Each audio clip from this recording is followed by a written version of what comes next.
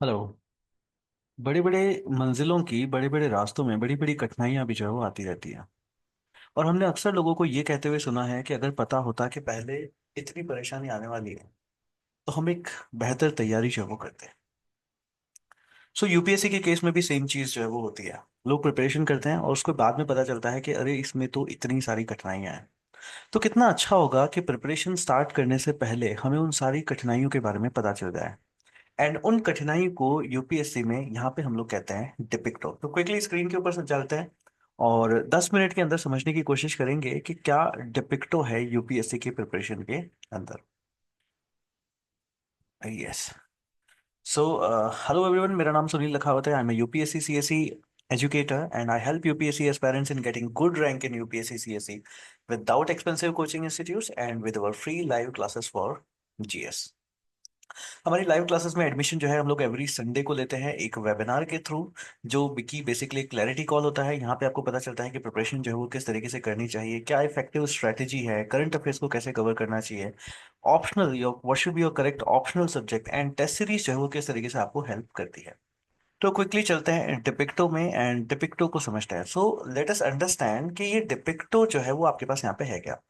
So Depicto stands for doubts, issues, pains, irritation, challenges, troubles and obstacles कि UPSC के preparation के अंदर in total आपको क्या क्या डाउट्स जो है वो आने वाले हैं, क्या क्या इश्यूज रहेंगे, क्या पेन्स होंगी, क्या इरिटेशंस आपकी होगी, क्या चैलेंजेस रहेंगे, क्या ट्रबल्स होते हैं और क्या ऑब्स्टिकल्स जो है आपके पास यहाँ पे आते हैं। तो सबसे पहले देखते हैं डाउट्स क्या क्या है।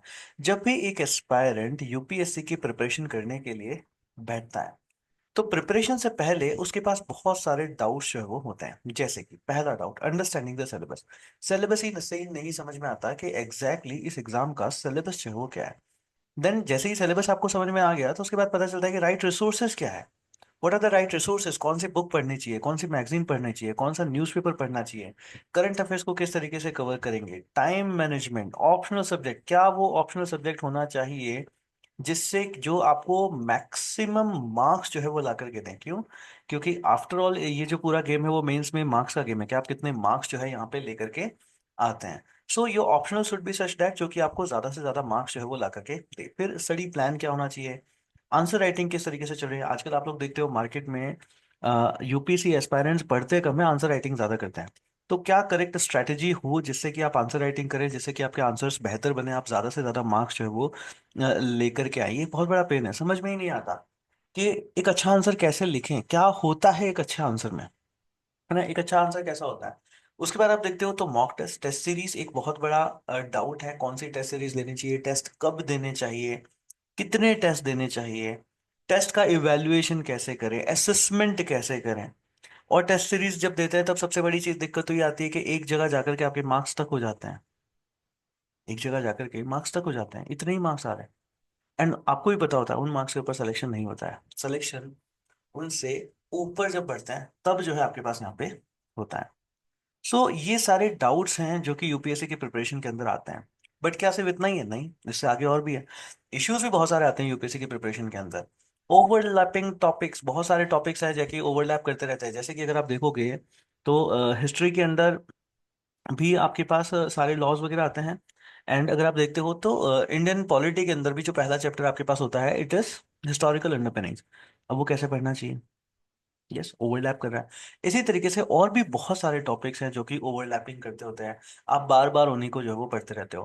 फिर चेंजिंग पैटर्न, यूपीएससी का पैटर्न आप देखते हो, जब देखते हैं चेंज हो जाता है। इन्फॉर्मेशन ओवरलोड है, बैलेंस नहीं कर पा रहे हो प्रीलिम्स और मेंस की प्रिपरेशन के अंदर। And integration of static and dynamic subject. देखिए क्या होता है, एक बेसिकली जो डायनामिक टॉपिक्स जो हैं, जो भी करंट अफेयर्स में आपके पास चल रहे होते हैं, वो एक्चुअली एक ब्रिज का काम करते हैं। अब ब्रिज का काम कैसे करेंगे?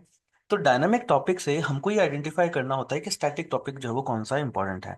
और यूपीएससी भी अक्सर यही करता है कि डायनामिक से लिंक करता हुआ, ब्रिज करता हुआ स्टैटिक पोर्शन आपके पास क्वेश्चन में पूछा जाता है।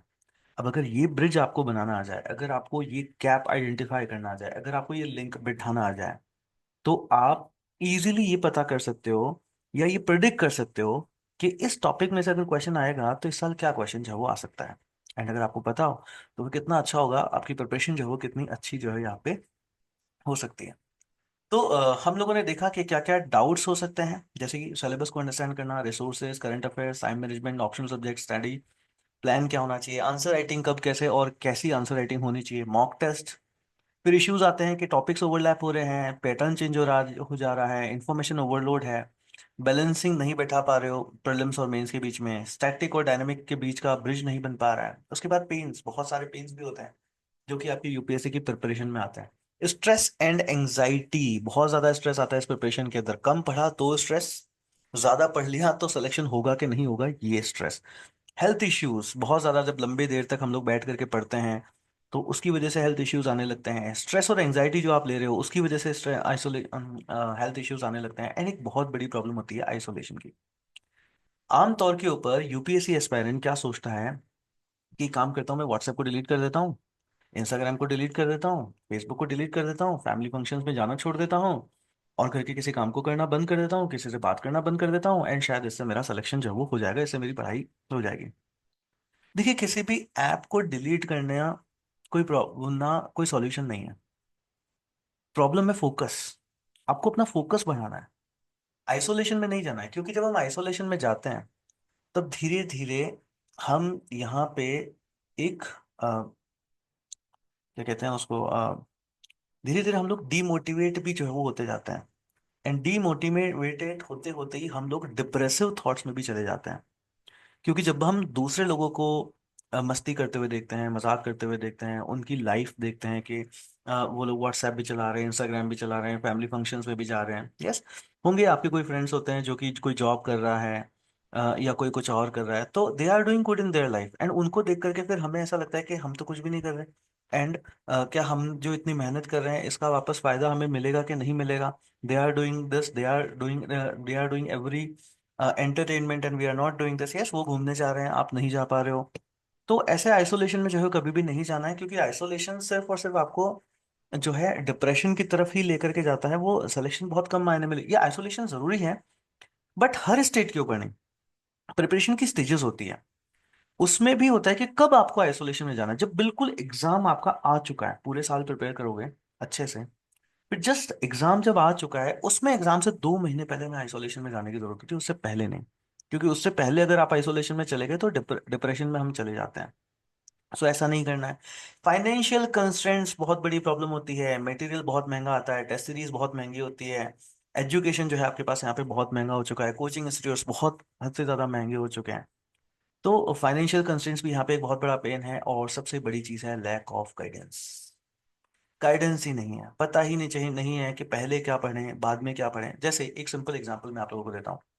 अगर आप लोग लेट्स से पॉलिटी पढ़ते हो, हिस्टोरिकल अंडरपिनिंग आप पढ़ रहे हो, एंड आपने हिस्ट्री पहले नहीं पढ़ रखी है, आप हिस्टोरिकल अंडरपिनिंग के कंसेप्ट को, के लॉस को, कि वो लॉ क्यों आया था, वो इतना अच्छे से समझ ही नहीं सकते। सिमिलरली अगर आप एनवायरमेंट सब्जेक्ट पढ़ रहे हो एंड आपने इंडियन ज्योग्राफी पहले नहीं पढ़ रखी है, अगर आपने एनवायरमेंट पढ़ रहे हो, इंडियन ज्योग्राफी पहले नहीं पढ़ रखी है, तो भी एनवायरमेंट के जो मैपिंग के टॉपिक्स हैं वो समझने में, वो करने में बहुत बड़ी प्रॉब्लम आएगी आपको। सिमिलरली अगर आप इंडियन ज्योग्राफी पहले पढ़ रहे हो एंड आपने अभी तक फिजिकल ज्योग्राफी नहीं पढ़ी, तो आपको उसको करने में बहुत प्रॉब्लम आएगी, मानसून के कंसेप्ट आपको समझ में नहीं आएगी कि क्यों, कैसे, क्या हो रहा है। सो प्रॉब्लम है कि गाइडेंस नहीं है। आपको पहले से पता होना चाहिए कि कौन सा टॉपिक कैसे है ना, इट एवरीथिंग इज क्रोनोलॉजिकल है, एंड हर एक एक चीज सीक्वेंस में भी है। जैसे आप इकोनॉमी को देखोगे तो क्या आज हमारी इकोनॉमिक पॉलिसी जो बनी है वो एक ही दिन में उठ करके बन गई? नहीं, पहले कोई इकोनॉमी पॉलिसी बनी होगी, उसमें कुछ प्रॉब्लम्स आई होगी, वो उस टाइम फ्रेम के अकॉर्डिंगली बनी होगी, फिर जब वक्त बदला, सिचुएशन बदली, तो उसके अकॉर्डिंगली इकोनॉमिक पॉलिसीज बनी। तो ये सब क्रोनोलॉजिकली डेवलपमेंट है। क्या जो इंडिया में जो लॉज आपके पास यहाँ पे आज हैं, क्या वो एक ही दिन में बने? नहीं, वो भी क्रोनोलॉजिकली डेवलप्ड हैं। एक टाइम फ्रेम में एक लॉज रहे होंगे, फिर उनमें कुछ कमियां रही होगी, तब उसको अमेंड करके दूसरे लॉज आपके पास लाए गए होंगे। तो सब कुछ क्रोनोलॉजिकली एक सीक्वेंस में है। जैसे आप इंटरनेशनल रिलेशंस की बात करो, तो क्या एक कंट्री के साथ हमारे रिलेशन आज एकदम से ही बने? नहीं, ये भी पूरा क्रोनोलॉजिकली चलता है, सब कुछ सीक्वेंशियल है।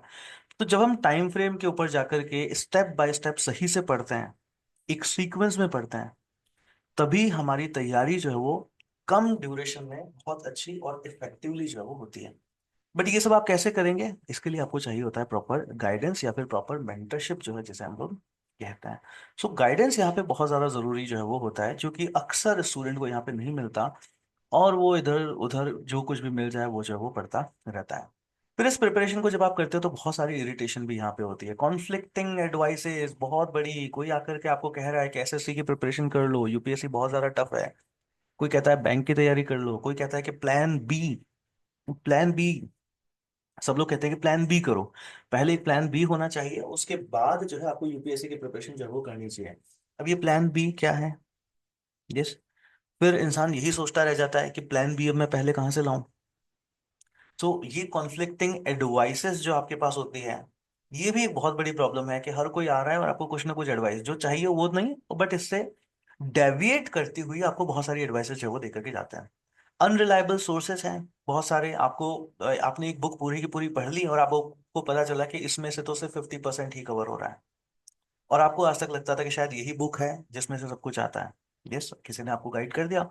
फिर टेक्निकल ग्लिचेस आपके पास आते रहते हैं, डिस्ट्रैक्शंस बहुत बड़ा, आजकल लोग इतने ज्यादा फोकस्ड नहीं है जितने ज्यादा वो डिस्ट्रैक्टेड जो है आपके पास यहाँ पे चलते हैं। है ना, एक फोकस तो 10 मिनट का होता है बट 50 मिनट्स का आपके पास यहाँ पे डिस्ट्रैक्शन हो जाता है। एंड अनऑर्गेनाइज्ड मटेरियल, ये भी एक बहुत बड़ी इरिटेशन, बुक्स के पाइलअप्स लग रहे हैं, नोट्स के पाइलअप्स लग रहे हैं, याद कुछ भी यहाँ पे आपके पास है नहीं। तो ये सारी चीजें भी आपके पास होती है। सो क्विकली एक बार फिर से देखते हैं हमने अभी तक क्या क्या देखा। हमने अभी तक देखे हैं डाउट्स को, क्या क्या डाउट्स हैं, सिलेबस को लेकर के डाउट है, रिसोर्सेज को लेकर डाउट्स हैं, करंट अफेयर्स को लेकर के डाउट्स हैं, time management, optional subject, study plan, answer writing, mock test. फिर इश्यूज आप देखते हो तो ओवरलैपिंग टॉपिक्स हैं आपके पास, चेंजिंग पैटर्न्स हैं, इन्फॉर्मेशन ओवरलोड हो रहा है, प्रीलिम्स और मेंस के बीच में बैलेंस नहीं बैठ पा रहा है, डायनेमिक से स्टैटिक के बीच में ब्रिज अप नहीं कर पा रहे हो, गैप अप जो गैप है उसको आइडेंटिफाई नहीं कर पा रहे हो, जो लिंकेजेस नहीं बैठा पा रहे हो, पेन्स, स्ट्रेस हो रहा है, एंग्जाइटी है, हेल्थ इश्यूज है, isolation, please never ever practice it unless आप 2 महीने ही बचे हैं आपके एग्जाम के अंदर एंड आपकी प्रिपरेशन बहुत अच्छी है। फिर फाइनेंशियल कंस्ट्रेंट्स होते हैं, लैक ऑफ गाइडेंस होता है, इरिटेशन की advices, conflicting advices, unreliable resources, distractions, unorganised materials, ये सारी चीजें आपके पास होती हैं। फिर इस प्रिपरेशन में आपके पास यहाँ पे चैलेंजेस भी बहुत है, जैसे कि कंसिस्टेंसी एक बहुत बड़ा चैलेंज है, रिवीजन एक बहुत बड़ा चैलेंज है। रिवीजन क्या होता है, अक्सर स्टूडेंट जो है वो बहुत ही गलत रिवाइज कर रहे होते हैं। एक्चुअली गलती क्या होती है कि पढ़ाई का पैटर्न बहुत गलत होता है। कई सारे स्टूडेंट क्या करते हैं कि हम लोग पहले आप बस आगे आगे पढ़ते जाओगे और आप जो है वो रिवाइज बिल्कुल भी नहीं करोगे। ये गलत है, क्योंकि अगर आपने रिवीजन नहीं किया तो देर इज हाई पॉसिबिलिटी कि आप सब्जेक्ट को आगे ही पढ़ते जाओगे और जो पिछले आपने पढ़ लिए हैं उन सारे सब्जेक्ट्स को जो है आप भूलते जाओगे। That's the problem। फिर एक कैटेगरी ऑफ स्टूडेंट आता है जो कि क्या करता है कि सर हम लोग क्या करते हैं कि वीक में लेट्स से मंडे से लेकर के फ्राइडे तक तो आपने जो है आगे पढ़ लिया और फिर सैटरडे संडे आपने रिवाइज कर लिया। ये भी इफेक्टिव स्ट्रेटेजी जो है वो नहीं है, क्योंकि देर इज हाई पॉसिबिलिटी आप जब रिवाइज करोगे नहीं या तो सैटरडे संडे, और अगर करते हो तो उसमें भी काफी ज्यादा एक गैप जो है वो रह जाता है। ये नहीं है, ये तरीका सही नहीं है पढ़ने का। तो रिवीजन क्या होता है, हमेशा डेली करना होता है। एक तो कभी भी एक सब्जेक्ट एक टाइम में नहीं पढ़ना चाहिए, आपको हमेशा सब्जेक्ट्स को रोटेट करता रहना चाहिए कि सुबह एक सब्जेक्ट पढ़ा, शाम को दूसरा सब्जेक्ट पढ़ा, एंड साथ के साथ रिवाइज करना होता है। वो कैसे करना होता है वो सब हम बताएंगे कि कैसे जो है आपको रिवीजन जो है यहाँ पर इफेक्टिवली आपको यहाँ पे करना चाहिए। सो रिवीजन है, उसके बाद मान लो आप टेस्ट सीरीज दे रहे हो तो सेल्फ असेसमेंट उसके अंदर नहीं है, आपने आंसर लिखा उसके अंदर सेल्फ असेसमेंट नहीं है, आपको नहीं पता कि मेरा आंसर जो है वो एक सही आंसर है या नहीं है, इसके कितने मार्क्स मिलेंगे, इसको कैसे इम्प्रोवाइज जो है वो किया जाए। टाइम मैनेजमेंट सही से नहीं हो पा रहा है, एंड मोटिवेशन, हर कोई इधर उधर किसी यूट्यूब के वीडियो के ऊपर किसी कोड के थ्रू आप लोग मोटिवेशन जो है वो ढूंढते जाते हैं। देखिए मोटिवेशन कभी भी ऐसे ही नहीं मिलता है ना। It's your own inner desire जिसके लिए आप मोटिवेशन जो है वो ढूंढते हो। यस, तो वो आपके अंदर से आएगा और कहीं से भी नहीं आएगा। मोटिवेशन जो आता है वो हमेशा आपके अंदर से ही आएगा कि आप कितना, आपकी कितनी जिद है, या what is your why for which you are clearing this, for which you are appearing this examination, और you decided to go for this examination, and that why will keep you motivated in this journey. फिर troubles देखते हैं। Troubles में सबसे बड़ी trouble आती है, वो होती है मॉक टेस्ट परफॉर्मेंस। क्या होता है एक्चुअली कि एक स्टूडेंट जब आपके पास यहाँ पे टेस्ट सीरीज देने लगता है तो पहले तो उसके मार्क्स इंक्रीज होते हैं, जैसे जैसे आप पढ़ते जाओगे ना, सब्जेक्ट्स इंक्लूड करते जाओगे, आपके मार्क्स हमेशा इंक्रीज होते जाते हैं। बट फिर एक जगह आकर के आपके मार्क्स जो है वो बिल्कुल कट के अब इतने ही मार्क्स आ जाए, आप चाहे जितना सब्जेक्ट को फिर से पढ़ लो, आप बार बार रिवाइज कर लो और बहुत सारे क्वेश्चंस कर लो, बट वो मार्क्स इंप्रूव हो ही नहीं रहे। वो मार्क्स इंप्रूव हो ही नहीं रहा है। सबकी ये प्रॉब्लम होती है कि सर हम एक जगह आकर के जो है स्टक हो गए हैं, अब यहां से हमारे मार्क्स जो है वो आगे नहीं बढ़ रहे हैं। एंड आई टेल यू, ये जो स्टक वाला जोन होता है, सिलेक्शन यहाँ पे नहीं होता है। ठीक है, if you stay here you are not selected. यहाँ पे सिलेक्शन नहीं होता है। सिलेक्शन कब होता है? जब आप यहाँ से ब्रेकआउट लेकर के आप आगे अपने मार्क्स को इम्प्रोवाइज कर लेते हो। तो ये कैसे इम्प्रोवाइज करना है, यहाँ पे एफर्ट लगता है। यहाँ पे सही तरीके से की गई पढ़ाई अगर है तो ही आप इस जोन में जाते हो, अदरवाइज आप यहीं पे स्टक होकर के जो है वो रह जाते हो। तो ये कैसे करना है, ये भी एक बहुत बड़ी प्रॉब्लम जो है वो होती है। नहीं, कितनी मेहनत, बहुत सारे स्टूडेंट तो यहीं पे ब्रेक जो है वो हो जाते हैं और कहते हैं कि भैया नहीं, हमसे जो है वो नहीं हो पाएगा। एंड इसके बाद जो है वो टेस्ट सीरीज में आए हुए अपने मार्क्स से ही डर करके जो है पढ़ाई तक करना छोड़ देते हैं। एंड ये सोच लेते हैं कि शायद इस साल जो है हमारा नहीं होगा, हम तो जो है वो अगले साल के लिए जाएंगे। तो ऐसा बिल्कुल भी नहीं सोचना है। देर आर स्ट्रेटेजीज जिसकी हेल्प से हम इन मार्क्स को जो है वो इम्प्रोवाइज करते हैं।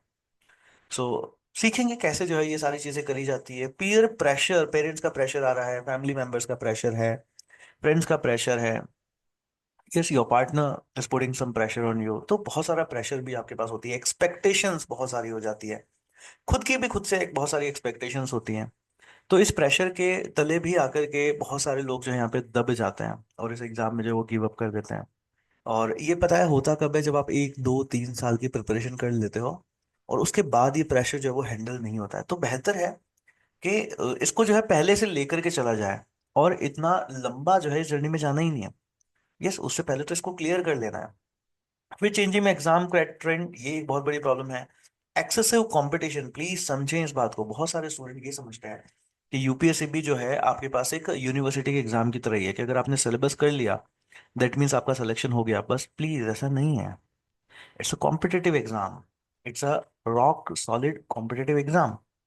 You have to beat person with your knowledge. Yes, if someone one is doing 11 questions, you have to do the 12th question correct if you want to get selected. Yes, if someone is doing say 80 questions, तो आपको 81 करने पड़ेंगे तभी selection होगा, otherwise नहीं होगा। ये सो आपको नॉलेज के थ्रू बीट करना है यहाँ पे। It's an competitive examination, otherwise आप कितना ही पढ़ लें उससे कोई फर्क जो है वो नहीं पड़ता है।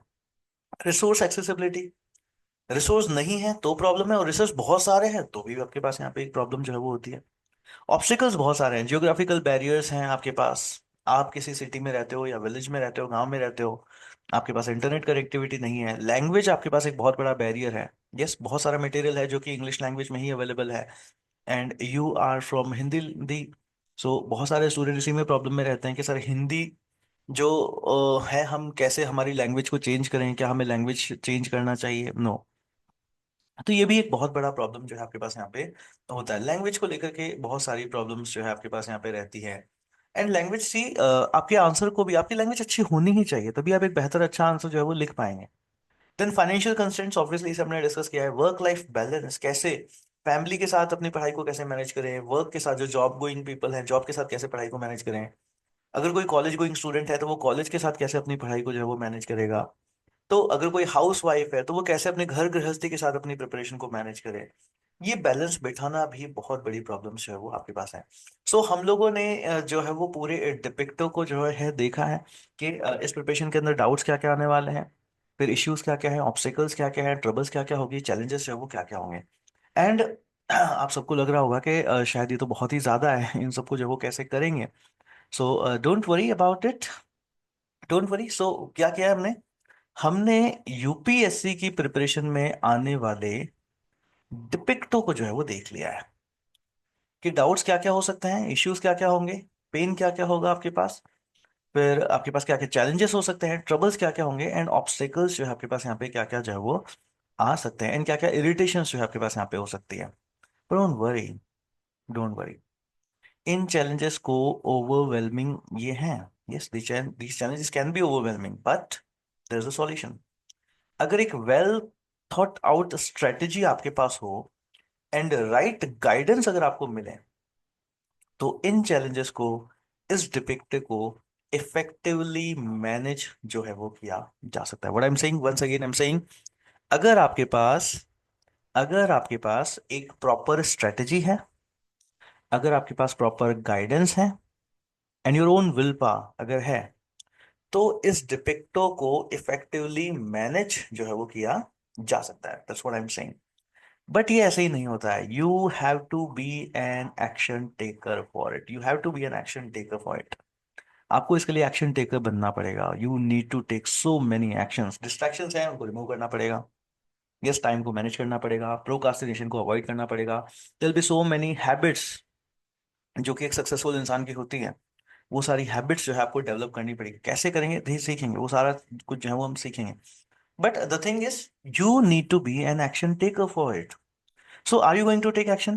Yes, are you going to take action? Yes, say, are you going to take action despite knowing that what are all the doubts? अगर आप ये सारे doubts आपके clear कर दिए जाएं, ये सारे issues, इन सब से को कैसे handle करना है आपको सिखा दिया जाए, तो क्या आप इसकी प्रिपरेशन बहुत अच्छे से करेंगे? So are you an action taker? Yes, are you an action taker? Are you going to take the action? If you are going to be an action taker and you come this side of this after knowing all this, after knowing how to handle on all this, and you take action, you handle all these things, and you come this side of preparation, then we are coming to your side. We will be coming to your side. So अगर आप एक action taker हैं, then we invite you for a boot camp in which we will listen to you, we will understand your daily life, and we will understand all the challenges, and we ensure that you get a clear cut roadmap for UPSC CSC preparation. So ये boot camp जो है आपके पास कल Sunday को जो है आपके पास यहाँ पे हो रहा है। आप इसे ज्वाइन करें and we will understand everything कि इन पूरे डिपिक्टो को किस तरीके से हैंडल करना चाहिए और यूपीएससी की एक बेहतर तैयारी जो है वो किस तरीके से करनी चाहिए। So see you tomorrow in the boot camp. Thank you.